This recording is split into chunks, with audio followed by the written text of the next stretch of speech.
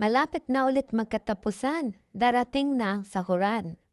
Pero hahawakan mo lang ang iyong sahod dahil kulang pa itong pambayad sa kautangan. Kung napadaan sa yung video ko, maybe ito na yung sign na simulan mo ang iyong online business. Dito po sa UBA or Online Business Academy, pwede mong gawin ang online business kahit ikaw ay may trabaho, isa kang OFW o isa kang empleyado. Dahil pwede mo lang gawin ang online business sa libre mong oras or pwede mong gawing part-time. And by the way po, UBA or Online Business Academy ay legit online business na nagrarun na po for 12 years.